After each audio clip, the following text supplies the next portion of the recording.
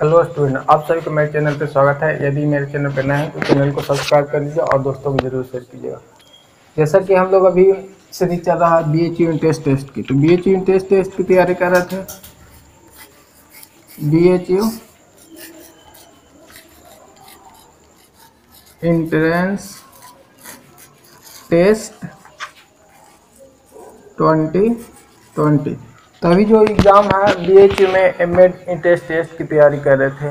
तो इसका जो अभी नोटिफिकेशन है, जो जून में आपको एग्ज़ाम में होने वाली थी, वो डेट अभी पोस्टपोन कर दी गई है। मई में किन्हीं का एग्ज़ाम था, वो सब अभी कोरोना वायरस के लेके जो है वो डेट अभी पोस्टपोन कर दी गई है। तो आप सभी के लिए जिनका अभी प्रिपरेशन अच्छी तरह से नहीं हो पाई थी, उनके लिए थोड़ा टाइम मिल गया है तैयारी करने की।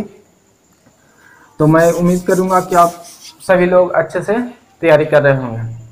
चलिए, तो आज एक का जो टॉपिक है वो है प्राकृतिकवाद।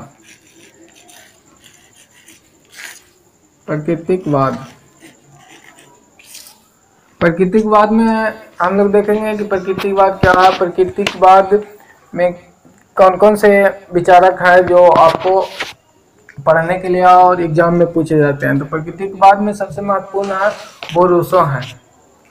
तो आज हम लोग देखेंगे प्राकृतिकवाद, और इसके पहले जो हम लोग पढ़े थे आदर्शवाद। आदर्शवाद में प्लेटो सबसे प्रमुख थे। तो ये सभी ध्यान में रखना और कथन को देखेंगे। प्रकृतिवाद प्रकृति को मूल तत्व मानता है, यानी प्राकृतिकवाद जो है प्रकृति को ही सब चीज़ मानते हैं। प्राकृतिकवाद का मूल सिद्धांत है यथार्थवाद, यानी रियलिटी। यानी प्राकृतिकवाद जो सत्य है, यथार्थ है, रियलिटी में है, उसी को मानते हैं। यह ईश्वर एवं आत्मा को नहीं मानता है। प्राकृतिकवाद विचारधारा के जो शिक्षा शास्त्री हैं वे ईश्वर एवं आत्मा को नहीं मानते हैं। प्रकृतिवाद प्रकृति के मूल तत्व को ही मानते हैं। प्राकृतिकवाद का मूल सिद्धांत है यथार्थवाद, यानी रियलिटी। उसके बाद देखेंगे वस्तु प्रकृति में पैदा होती है और उसी में विलीन हो जाती है। प्राकृतिकवाद का ये विचारधारा है कि वस्तु प्रकृति में पैदा होती हैं और उसी में विलीन हो जाती है, यानी प्रकृति में जन्म लेती है और प्रकृति में ही विलीन हो जाते हैं। प्राकृतिकवाद का विचारधारा है। और प्राकृतिकवाद के विचारधारक में रूसो एक महत्वपूर्ण नाम है, जो प्राकृतिकवाद के प्रमुख विचारधारक हैं। प्राकृतिकवाद ने इन्होंने एक नारा दिया था, प्रकृति की ओर लौटो। यानी तो आपको क्वेश्चन में पूछा जाएगा कि प्रकृति की ओर लौटो किसने कहा है, तो आप आंसर देंगे रूसो। तो प्रकृति की ओर लौटो किसने कहा, रूसो ने। ये आप याद करेंगे कि प्रकृति की ओर लौटो किसने कहा, रूसो ने कहा है।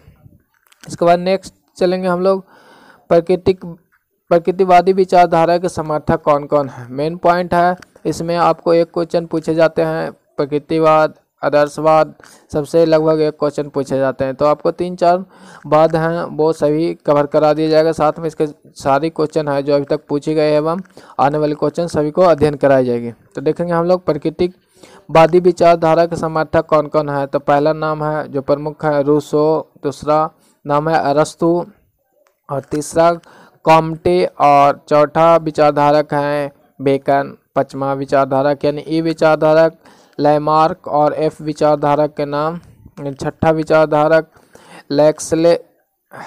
हक्सले, और सातवां विचारधारक में हम कह सकते हैं स्पेंसर। इन सभी का नाम आपको याद रखना होगा।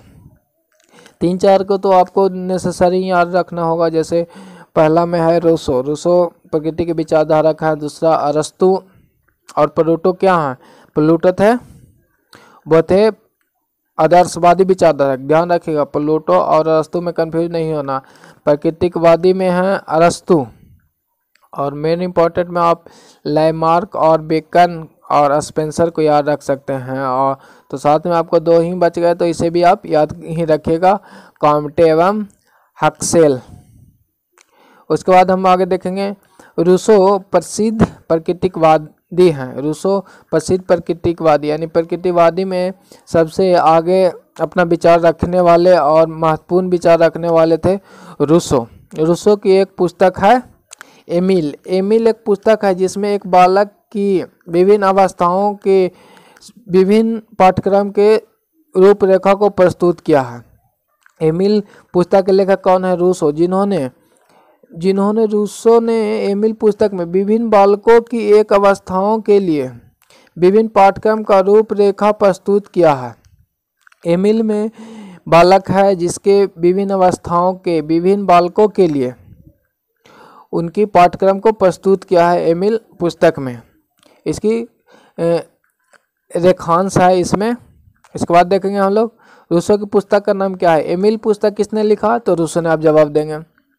वही है शिक्षा में प्रकृतिवाद के रूप। शिक्षा में प्रकृतिवाद के रूप यानी जो शिक्षा में प्रकृतिवाद के रूप हैं पदार्थवाद, दूसरा यंत्रवाद और तीसरा जैविकवाद। पदार्थवाद में भौतिक चीज़ों आते हैं और यंत्रवाद को प्रकृतिवाद की जड़वाद भी कहा जाता है। यानी आपको पूछा जाएगा प्रकृतिवाद की जड़वाद किसे कहा जाता है तो यंत्रवाद आप जवाब देंगे। और जैविक प्रकृतिवाद, जैविक प्रकृतिवाद जीव जंतुओं के बारे में अध्ययन करना होता है जिसे जैविक प्रकृतिवाद कहते हैं। तो प्रकृतिवाद के रूप है पदार्थवादी प्रकृतिवाद, दूसरा यंत्रवादी प्रकृतिवाद और तीसरा जैविकवादी प्रकृतिवाद। और यंत्रवादी प्रकृतिवाद को प्रकृतिवाद की जड़वाद भी कहते हैं। इसके बाद हम लोग देखेंगे रूसो ने कि शिक्षा बालक के लिए है न कि बालक शिक्षा के लिए। यानी प्रकृतिवादियों के अनुसार कहा गया कि शिक्षा बालक के लिए है न कि बालक शिक्षा के लिए। तो ये आप ध्यान रखेंगे कि किस बात में कहा गया है कि शिक्षा बालक के लिए है न कि बालक शिक्षा के लिए। तो ये प्रकृतिवाद आपका ऑप्शन हो जाएगा। इसमें देखेंगे प्रकृतिवाद का मूल सिद्धांत क्या है। अब ध्यान में रखेंगे यथार्थ यानी रियलिटी। साथ में देखेंगे प्रकृति ही सब कुछ है और कुछ नहीं। प्रकृतिवाद का मानना कि जो भी इस संसार में वो प्रकृति ही है।